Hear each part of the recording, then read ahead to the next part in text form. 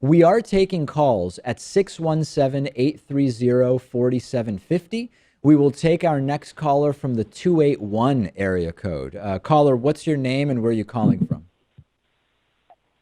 My name is Dade. I am from Houston, Texas. Cool. What's on your mind? I'm a new YouTuber, and you being a YouTuber yourself, I was wondering, did you start off from 0 subs, or did you have a website before that helped you gain subs? Or what did you do for that? Yeah, so I mean, the YouTube channel started in September of 2009 with 0 subscriptions. All we had at that point was a podcast that was a little bit listened to, but not hugely. So we basically started from scratch and you just got to grind it out. I mean, obviously, it's great if you get a couple of viral videos that will get you a ton of subscribers, but it's a grind, and it's been, now I think we're at close to 300,000 subscribers, and there's been no magic. When we have more videos doing well, you get more subscribers more quickly, and then there can be some lulls. It's a lot of ups and downs, but there was really no trick to it for me. So you'd say it's just a grind, I along would with say content?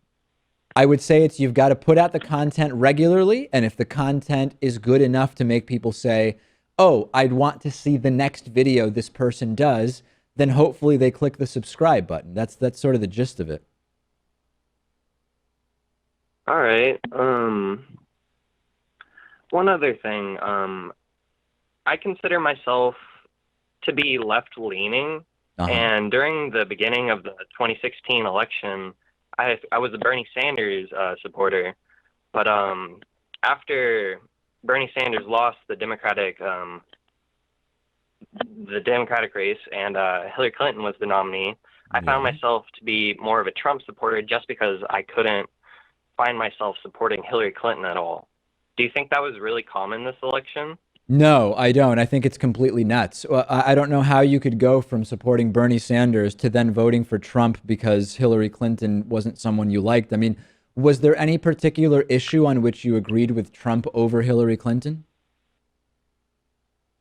To be fair, I didn't vote for Trump. I couldn't make myself vote for Trump either, but I really couldn't, I found myself to be more of a support of Trump, and there aren't So in really what, but hold a on a ton of second. I'm policies. confused. I'm confused. You said you were finding yourself to be a supporter of Trump, but you didn't vote for him. Who did you vote for? I didn't vote for anyone. Mind you, I can vote. I am 18.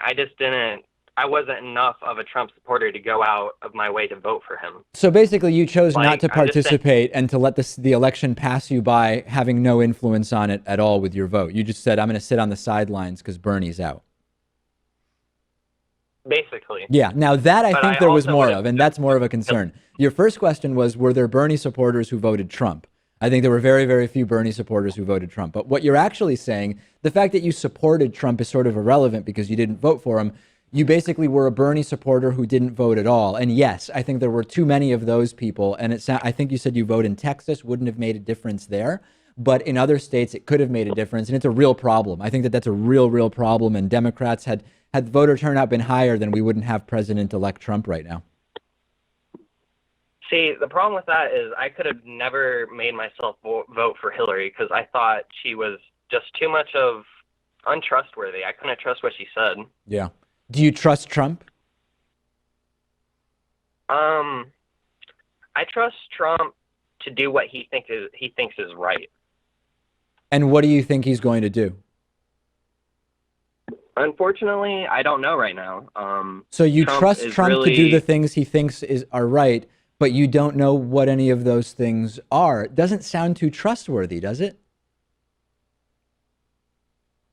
I'm kind of on the fence. I'm really trying to see what Trump is going to do. It's more of a Oh hate for dear. Hillary Clinton than a like for Trump. Yeah. All right. Well, listen, unfortunately, I think what we're hearing here was all too common during the 2016 election, and it is very, very sad and partially responsible for the circumstances we find ourselves in.